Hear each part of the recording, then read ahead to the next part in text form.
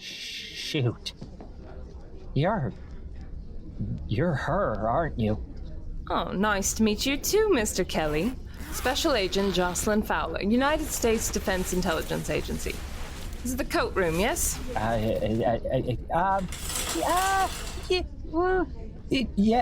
Yes. Not a trick question, love, I promise. Well, I'll just leave this here for now.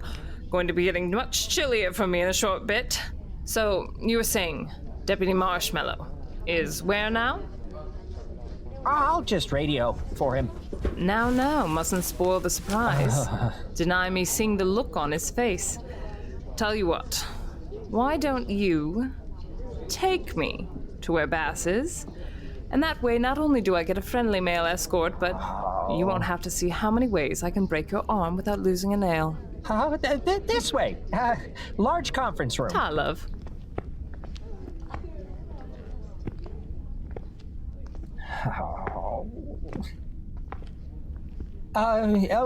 In there.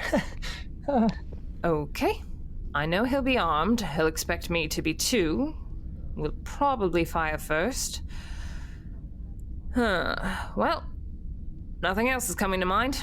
Here, hold this a tick. Oh, you shouldn't, I mean, either the sauna or your own private berth. Love, if I walk into that room in anything more than my knickers, he'll think I have a gun, and I stand a chance of catching a round. Hell, even half naked, I still stand a 50-50 chance. You're right, love. Never seen a woman in her laces before. You look all pale. You're going to... Let me just quickly take that back. Bosoms. I have to say, never had a bloke faint seeing me like this. I'll take it as a compliment, Mr. Kelly. On to pressing matters. Enter. I'm unarmed, Marshmallow. I'm not concealing either, as you can plainly see. Federal agent, get on your knees. Do it now. Oh, usually takes a few more drinks before I'm on my knees, Marshmallow. I'm here at... Get on your knees and stop resisting. The NSF and Beauregard Lowing invited me here, Marlowe. I'm not here for you. I'm not armed, presently. Last warning. Get on your... What in the name of all... Deputy Marshal Marlowe, have you lost your senses? Stay back, Doctor. This is an arrest. For what? Special Agent Fowler, last chance. You have 3 options, Jocelyn. Option 1. Yes, I remember your options. In the interest of resolving this... There. I'm on my knees. Cross your legs at the ankles. Once you handcuff me, check my jacket pocket outside for the official order sending me down here. Oh, they're next to the fainted station operations manager outside the door. Deputy Marshal, I can attest. Agent Fowler is here at the direct request of Beauregard Lowing Corporation, the United States Senate, and cleared by the NSF. I'm going to get the official paperwork to show you. Give me a reason why I should not have you locked up for Charlie's murder. I'll give you 3, Marshmallow. 1, I was in Caracas when Charlie was murdered. Easily verifiable. There was local news, live coverage where you see me multiple times in the background. Sure, the DIA couldn't possibly edit televised playback. Open your ears, you tosser. I said live footage. Can't edit live footage. 2, the method of Charlie's death was an electrical disruption device. Not exactly our preferred way of resolving things. And 3, don't you think if I had done it, I'd be bragging about it? Deputy Marshal, here. I believe these are the official orders being referenced. They clearly show the orders from Agent Fowler being assigned here by Director Dantes, Director Panchinalton, as well as Lieutenant General Barrier. This is all horseshit. It's all on the up and up. Feel free to verify it, although if my timing is still anywhere near accurate, you should be getting a call in 3, 2... I still got it. Deputy Marshal Marlowe, please pick up line 3. Important Marshal business. Line 3, Bass, sweetheart. Don't know who Director Davis is, but he sounds like he could use a nap. Deputy Supervisor Marshal Marlowe speaking. And why wasn't I notified? Was Marshal Murphy aware of this? I understand. Yes, sir. Yes, sir. Thank you, Director Davis. Seems Agent Fowler has been temporarily assigned to the station as a special security consultant to help safeguard certain research projects important to the DIA and Beauregard Lowing. Apparently, nobody saw it fit to notify the Marshal Service at any level prior to her arriving. As well, according to Director Davis, head of the U.S. Marshal Service, were to afford you every courtesy due a member of the Department of Defense. There you have it then. One big happy family again. Now, why don't you put away your unauthorized sidearm? People have a nasty habit of getting shot in the leg. Cross me one time. Just once. And I don't care who you're with and who you know back in the world. I'll make sure problems are dealt with. Ooh, body cams, love. We both have them, and they have a nasty habit of picking up everything. Well, now, since formalities are concluded, why don't I put my work clothes back on? I greatly apologize for that display of barbaric animosity. I did not realize that you and the deputy marshal knew one another, nor had such a history. Oh, when I saw that request for the defense agency to have an agent sent down here to help safeguard Atlas, I quickly made sure I'd get the assignment. Director Dantes was only too happy to make the selection once she found out the sordid past Marshmallow and I have. I'll just give you the room so you can get dressed, and afterwards, I will fill you in on the telemetry we've been receiving since we set up sensors in the Canadian station. And we're confident that the experiments are... One moment, Doctor. Let me turn this bloody thing off before anything is said that... Recording has concluded. So, she's like your arch enemy or something like that. Joker to your Batman. More than that. She said she had nothing to do with the murder of Chuck and Janet, but I don't believe anything that comes out of that bitch's mouth. I have people in the Marshal's office and FBI checking her alibi. You believe she's here for Project Atlas? She didn't say so exactly in her orders, and the word out in Washington she's assigned as special security for on-station projects and critical operations. However, when you do the math, it's obvious her primary goal is keeping tighter security around Atlas, which, trust me, will make our information gathering more difficult with her guarding the henhouse. Well, whatever her function is on the station, I can tell you that Doctors Jovac, Wainwright, and Lorenz have been acting extremely peculiar. And there's a rumor that Dr. Van Zandt is going to formally retire in the next few weeks. His departing grad students were honestly surprised that he wasn't booked on one of the first few flights out of here. Are they still considering you for Dr. Van Zandt's replacement? Head of the Dark Sector Lab? Oh, God, still so much blood. Oh. Sounds like it. I haven't expressed interest in accepting, but I also haven't told them flat out that I don't want it either, so... We'll see what happens. Thomas, you need to keep icing your nose. The bleeding will stop faster that way. Damn, Tommy. Not like when the troll doctor got naked in the sauna. Lawman's arch nemesis was only in her underwear.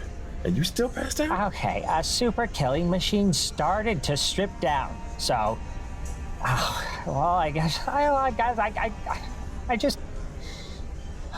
Ezekiel Francis Bustamante. Yes, ma'am. Enough. Yes, ma'am. Sorry, Tommy. It's okay. All right. Goes out saying our lives are about to get incredibly difficult with Jocelyn guarding the front door to the ice caves. I'm going to wait for the formal word to come in on her alibi confirmation. Until then, let's keep an eye on what she does, who she talks to, and so on. Just be alert as she'll notice who is noticing her. So don't do anything overt or out of the ordinary. So what you're saying is watch her, but don't make it look like you are watching. Exactly. You know, after so many months of having the galley so empty, and mostly to us, I'm gonna have to get used to all these new people being around here at once. Yeah. Isn't it wonderful? So many new faces, constant noise in the hallways and labs. Oh, I just love this time of year when the station comes alive again after the winter ends. You do get used to it quickly. Old routines and habits kick back in, and, well, not as much for me. Start of previous summers, I hid away as much as I could. Got to work earlier and stayed longer than most, just to minimize that people time. Now, though, it doesn't seem as overwhelming as it once had. Oh, how very true. I only used to see you 2 to 3 times a year. Now, oh gosh, you're one of my best friends. Oh, Thomas. I consider you a very dear friend as well. Oh, I just got the bleeding to stop. Oh, now it's all... I'm embarrassed again. I better go to the doctor, if you'll all excuse me. Hey, Tommy, wait up. I'll walk you over there. Need to go make sure the repairs are holding up in the A-pods anyway. Law man, we catching up later? Yeah, happy to. 1600? Yep. See you when I see you. Bye, Kendra. Come on, Romeo. Let's get you to Doc McStuffins and get the bleeding to stop. I'll escort you down there. You're not bleeding all over Mikhail's floor. Thank you, Zeke. Also, if you could be my eyes, I think if I see, yeah, I'll Table to your right. Sweetie, I know you aren't thrilled to see Jocelyn here. Probably the last thing you wanted, really. No, I'm overjoyed to have her here. Now I don't have to go far to find her once I hear her alibi has been proven as horseshit, as I suspect it will. You're too close to this one to be seeing clearly. And if Jocelyn is half as clever as you've described her, I'm willing to bet she's using that. In science, we have something called predictive algorithms. The actual definition is to use historical data to predict future events. Typically, the historical data is used to build a mathematical model that can capture important trends. And then that predictive model is then used on current data to predict what will happen next, or to suggest the actions to take for forecasted outcomes. She's predicting my next moves. Exactly. And by you getting so worked up, she's able to predict what you'll do based on what you've done in the past when you would butt heads. So, as it pertains to her, if you would want to maintain the advantage... Do something she'd never expect. Ever. Oh, you're beautiful and brilliant. Thanks, Bess. I'm a scientist. Multiple PhDs. Kinda comes with the territory. Thinking objectively rather than reactionary. Also, doesn't hurt that... What was it Miss June said? That I'm just as cute as a button on a newly diapered baby. Okay, then. Rather than starting to fly off the handle at every mention of her name or seeing her, I gotta do something different. Supervisory Deputy Marshal Bass Marlowe. My goodness, that's a mouthful. Why do y'all have to have such a long title anyhow? Bass, darling, please come to operations. Dr. Wainwright requests your presence. Operations, please, Bass, darling. And I heard you talking about babies, Shug. How does she do that? Chalk it up to just another mystery here on the ice. Listen, I best get over there to see what Larry wants this time. It probably has something to do with the scene with Jocelyn this morning. Yeah, I need to head out to the Dark Sector lab anyway. I have a busy day getting all of our new staff up to speed and acclimated to our operations. Normally Gita would be doing that, but, well, my baby steps are turning into toddler wobbles. That's fantastic, and I can't wait to hear all about it at dinner. Love ya. With all my heart. Recording stopped. Without any consideration for the damage it would have caused. That is exactly why firearms are never permitted on the station. All that would have been required would be one negligent discharge, one errant shot that hits a heating line, and this station would be put at severe risk. Odd how the safety and well-being of the staff didn't factor into your examples. I also don't recall you lodging a protest when it was used to keep the ice spiders at bay, nor when we were actively ensuring the ice feet left everybody alone. Nevertheless, and given the events of it... I'm sorry, the what? What? No, what was it you just said? When? You said ice spiders and what? The ice... Oh, damn it, now he's got me doing it. The bumbles, okay? Regardless, given the events of this morning, Deputy Marshal, I am submitting a formal request to have all firearms removed from this station. Those known and any others I may not be aware of. Oh, I'm sure your chief of security for the station will absolutely go along with that order. I've known her much longer than you, Doctor. If you believe she came to this station without any sidearms, then I'll need to review your academic credentials. Rest assured, Deputy Marshal, this edict will be for all station personnel. Even though she's declined to file a formal complaint on the matter this morning, I will. You have no idea how little that concerns me. Why is she exactly here, Doctor? Why does the station need a formal chief of security for operational protection? Is it for all the science programs Munson Scott supports, or only for specific projects? Was this your idea? Hardly. I disdain having non-scientists here at the pole. Yes, I suppose we do need some support from the contractor staff to help maintain station operations, but even then, their presence is a necessary requirement. The decision to have a more formal and dedicated security official on station came from the U.S. Senate. I'm sorry, the what? I did not request it. I do not want it. Hell, I don't want you to be here, despite my protestations of such being necessary. No. The U.S. Senate Homeland Security Subcommittee on Government Operations and Border Management decided such was necessary and requested the Defense Intelligence Agency send a security operative down. Given recent turn of events from within the President's Foreign Policy Cabinet, President Campbell received and signed off on a request. Hold on. Jocelyn is here at the request of the President? I highly doubt Agent Fowler was handpicked by the President directly, and frankly, even if she was, I do not care.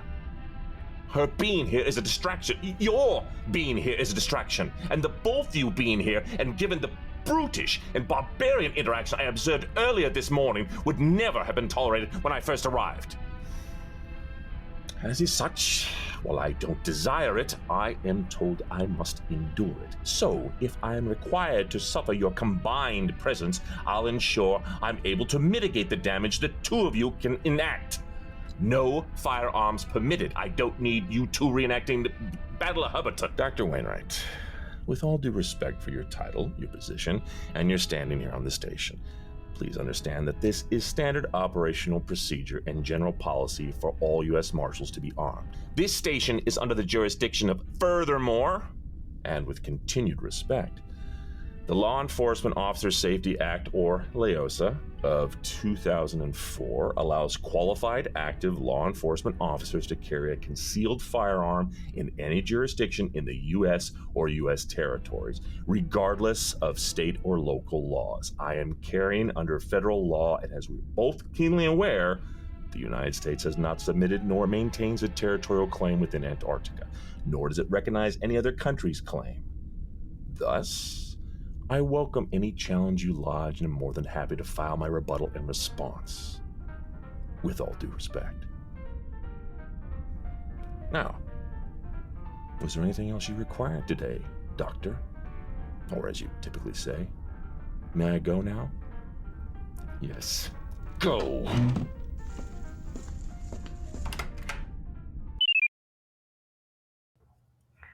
Look, I know it's not what you want to hear, Bass, but given what we're seeing, her alibi is rock solid. She was attending an art exhibit at the French Embassy in Caracas, Venezuela. It was televised live by France Television, as well as several stations locally. VTV, Globovision, Vale TV. They all have footage recorded live where you can clearly see her standing in the background. Okay, and all of those, each one was checked. No. A true comprehensive review takes a few days for each section of footage, and you only just told us this morning. Right. So, while we were able to obtain the digital downloads from each station, it's going to take some time to fully vet. But Bass. I know. The effort and resources to fake footage from multiple national live television broadcasts probably doesn't exist, but what about this real fake program I keep hearing about? I think you mean deepfake, and used on one network feed, we'd be able to detect that. Right. The same program with synchronized timestamps and footage faked from multiple different angles at once? Well, that technology does not exist. Got it. So, in a nutshell, then, what you're telling me is... She didn't murder Chuck and Janet. She was 6,000 miles away. And, in a gown I didn't think a woman in her 40s could pull off. So what was happening there? What else was newsworthy that happened at that event? Anything that would indicate why Jocelyn was at the French embassy to begin with? Yeah, I've already checked with France's intelligence agency, and one of the agents in our Quantico HQ has connections inside the DGSE. She was able to figure out that something did take place that evening, but apparently embarrassed enough over whatever it was that they won't share. When Agent Fowler's picture was shown, they became, let's just say, the tales of the Parisian temper are not exaggerated. So then there's a chance she's completely innocent. Said nobody ever about Jocelyn. Innocent is the last adjective I'd use to describe that bitch. Innocent of the murder of your in-laws? It is leaning in that direction, yes. All right. Okay, what about my crash site? What's going on with that? NTSB arrived at Mount Markham yesterday afternoon. They deployed a special crash investigation team that's used to dealing in harsher than normal environments. They set up camp nearby and expect to be there a week to 10 days. They're mapping out the crash and debris fields now.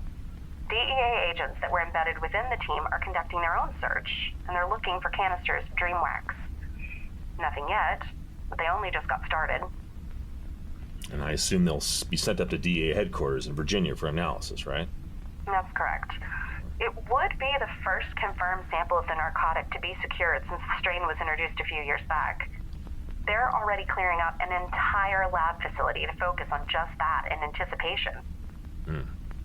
Well, between our local chief of engineering and myself, we visited both Palmer and McMurdo to have radioactive canisters added to the pallets of equipment that are being returned through the Office of Polar Projects. Marshal Murphy is aware, and a task force is ready to begin monitoring their movements. You wouldn't believe the amount of secrecy around this operation, Bass. They set up in one of the empty skiffs in the FBI section of the federal building. High-ranking brass from DOJ are keeping close tabs on this. And rumor has it, even the Situation Room is watching. I would think it'd be a bit below the pay grade of the White House. Drug trafficking isn't usually worthy of their attention. That seems odd. Odd has been the status quo over the last few weeks. We're seeing a lot of chatter across international channels on foreign affairs and monitoring individuals of interest. The Bureau's cybercrime and financial divisions have been working overtime to find any steady or suspicious international money trails, coming in or out. I hear the IRS was directed to get involved, but again, only for reported income of very specific individuals, foreign nationals. Why the enhanced interest in non-citizens? Is it like another Patriot grab or what? It certainly has all the earmarks. I'm not sure what rattled Washington's cage, but it's cross-divisional in interest.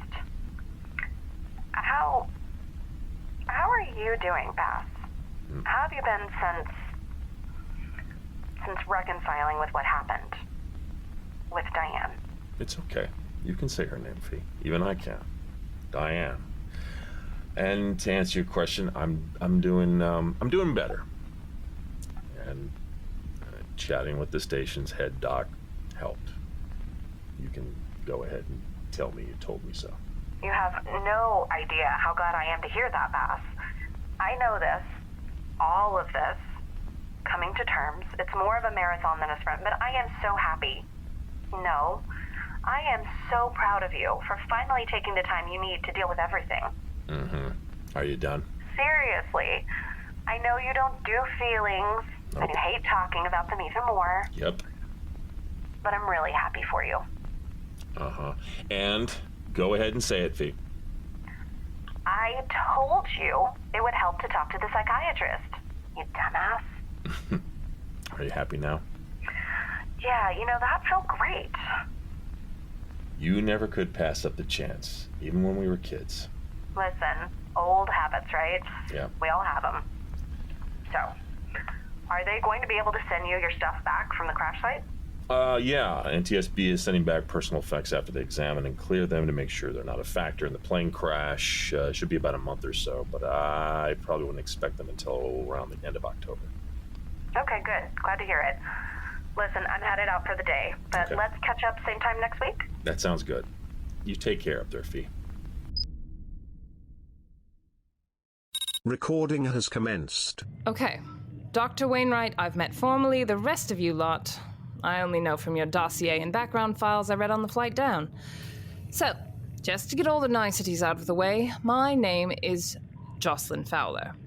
I'm a federal agent with the Defense Intelligence Agency, and I've been directed to review and improve upon all security precautions which are in place at this research station to ensure no further interruptions or bollocksing around. I mean, do you really feel this is necessary to be enacted, Agent Fowler? I mean, nice to meet you, by the way. I mean, suppose one or two hiccups aside, we have been progressing along nicely. Murder and international espionage notwithstanding. I'll answer in two parts. One, what I feel. Let me make this clear. To you all. Nobody gives two tosses to how I feel. This is a mandate that comes directly from Beauregard-Lowing and filtered through the Senate. The NSF had their concerns, but when push came to shove and having to choose between funding or continued lack thereof, well, I'll let you guess which one they chose. Two, is this necessary? Well, you tell me, Jovac. You've had a homicide, proprietary scientific data breached and almost handed over to the Chinese, attempted murder of a third-rate over-the-hill tosser of a marshal. The same killer escaped, openly discussed information pertaining to an Umbra-level top-secret research project, complete disruption of that same project by intentional electrical sabotage, and a general weakness in the running of special programs. Now, see here. I see all too clearly, Wainwright. Beauregard-Lowing sees all too clearly. The United States government also sees all too clearly. Every one of the instances I just cited happened over the last 18 months. Each one happened on your watch and under your command. However, those whom we all take our direction from still see value in having you continue on. Why? I have no ideas. I think you're a load of tosh myself. But, as you Yanks always say, somebody up there must really like you. You don't have to resort to insulting us, young lady. Each of us are leaders in our academic fields, and contributions we have made both academia as well as Beauregard's research and development programs are... Appreciated. However, your contributions to those endeavors will be coming to an end, Van Zandt. Pardon me? This is a letter to you from Professor Mitrovic at Brown University, thanking you for the many years of work and advancements you've made while as a professor at uni. She is saddened that you have decided to retire and will be leaving Amundsen Scott, but is sure you will enjoy the relative quiet and relaxation you so richly deserve. It was beautifully written. Brought a tear to my eye and everything. This is ridiculous. I have no intention of... I'd highly suggest that you choose your next words very carefully, Van Zandt. That letter can easily be amended to reflect stripping you of tenure rather than retirement.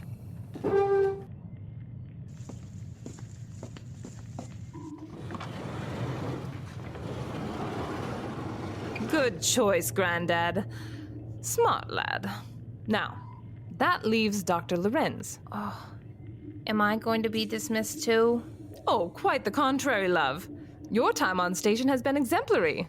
You've acted as a solid firewall against decisions made while in the field from Wainwright here.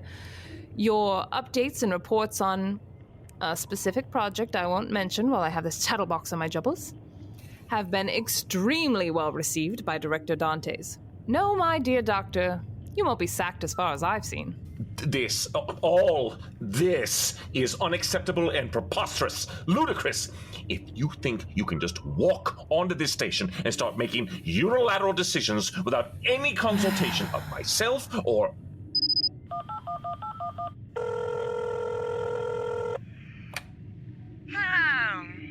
Well, I assume if I'm getting this call, that means Larry is flying off the handle and about to make some big chest-thumping speech about how he is in charge. Agent Fowler? Good evening, Director Dantes. My apologies for waking you at this ungodly hour. However, there seems to be a bit of a row about what powers I've been granted to ensure the security of specific projects here on station? If I am expected to lead this research station and perform the duties Beauregard and Lowen expect of me. Let me make this very easy. On all of us. Before we sent Agent Fowler down to the station, she outlined initial steps she wanted to take and improve security and general OPSEC. The board of directors approved 9 out of 10 of her recommendations unanimously. Van Zandt is out. Encryption protocols will be enhanced. The deputy marshal's girlfriend will be replacing him. What? He has a girlfriend? Oh, I hadn't gotten to that little gem just yet, Director. Thought the man was gay. Well, we can just chalk that one up to the whiskey and oxy then. Larry. The only recommendation, that 10th one, not approved, was having you removed as head of the station and the project as a whole. Not to stroke your ego or any other body part, most of the board still finds you competent and an asset to have in place. I happen to be one of them.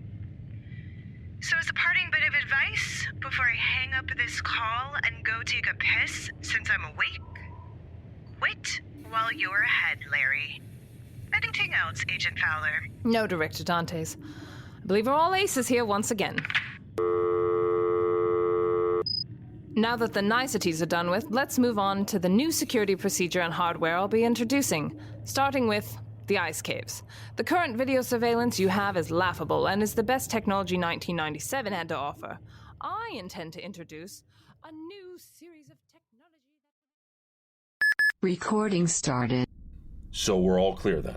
Next steps on how we'll proceed. I'm clear, but also nervous at the same time? Just stick to the plan, Tommy. You'll be just fine. Have to say, this is one hell of an idea you two cooked up. It was Kendra's suggestion. I have to give her all the credit. It may have been my idea, but it will take all of us to make it happen. Where's Mr. Ferguson? Oh, Landry has him on a cargo fire inspections. Said he was sorry he couldn't make it.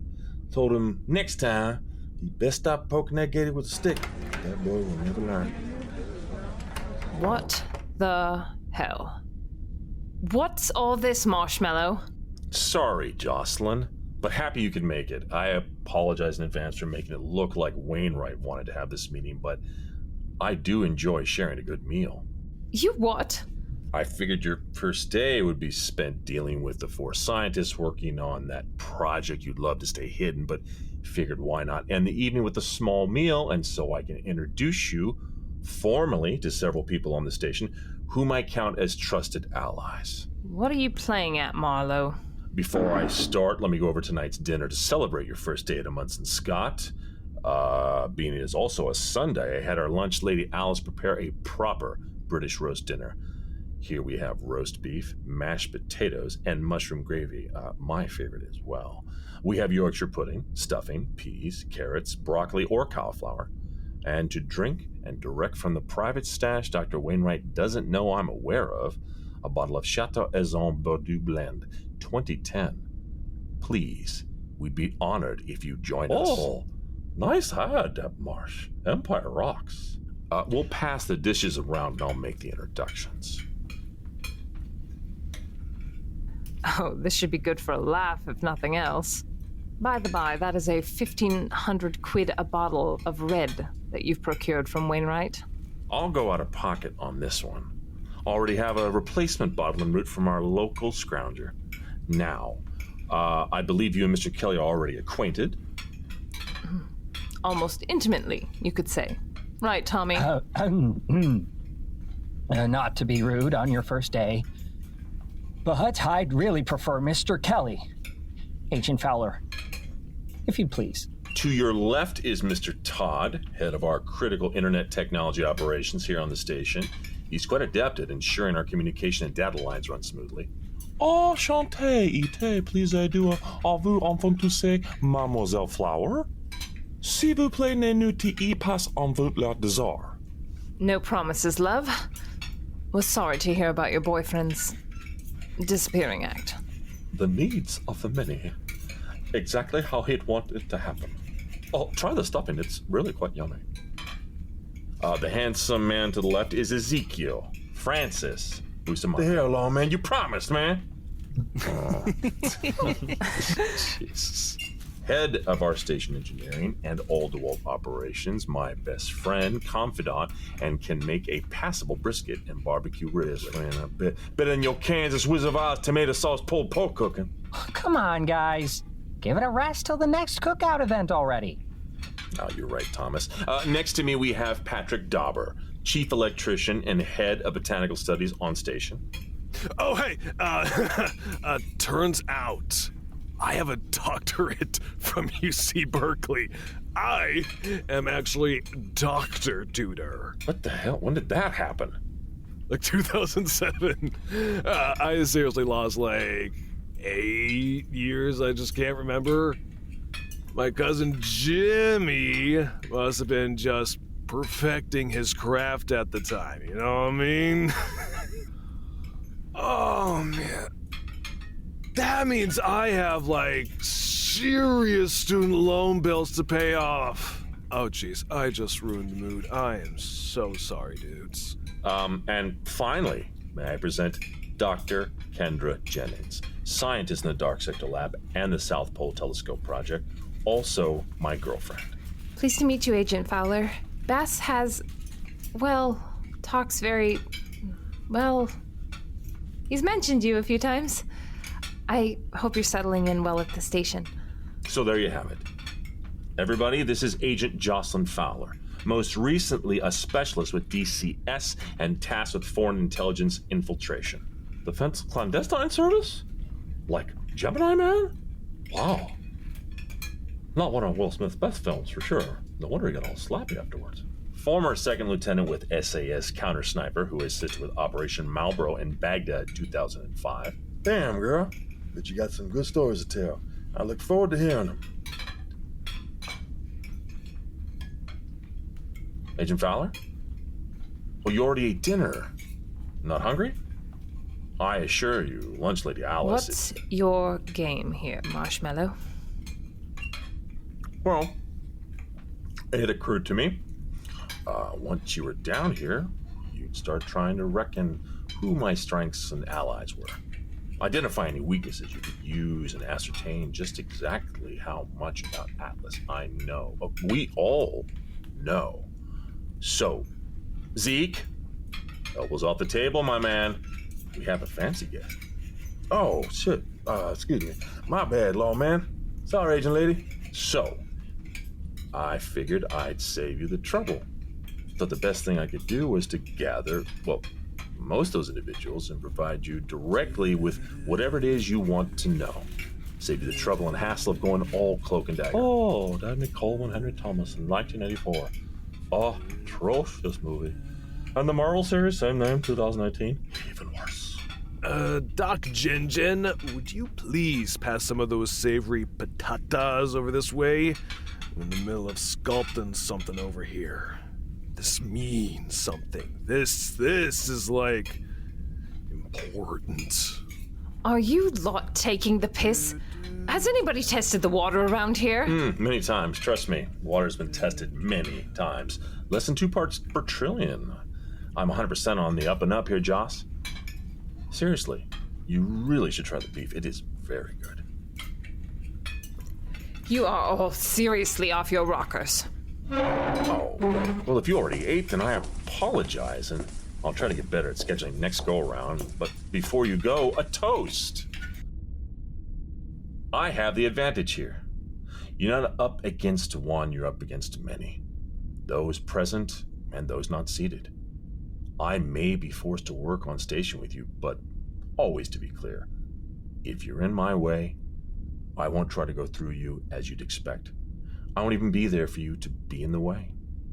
I'll already be 2 steps past you. Welcome to a Munson Scott, Jocelyn. Word of caution, on the ice, always expect the unexpected. This is Brian Bradley. Thank you for listening to our show. We are commercial-free and able to do so thanks to our amazing sponsors. You can help support 90 Degrees by visiting our Patreon page. Go to 90degreespodcast.com. That's the number 90 and degrees podcast, all one word, .com. You'll find a direct link to our Patreon page where you can make a monthly pledge and get shirts, buttons, stickers, or even a shout out as an honorary station Poli. Speaking of, we'd like to send a special shout out to the following Polis: Ernest A. Polron and Padma Numi. Thank you for your sponsorship. It helps and supports us in so many ways. This has been 90 Degrees South. On behalf of the cast and crew, I'd like to thank you for listening. If you liked the episode and are enjoying the series, please remember to give us a like, a share, a tweet, send a raven, or review on iTunes, Audioboom, or your favorite podcast site. It helps us to get the word out and keeps the cold at bay. Until next time. This has been a BMB production.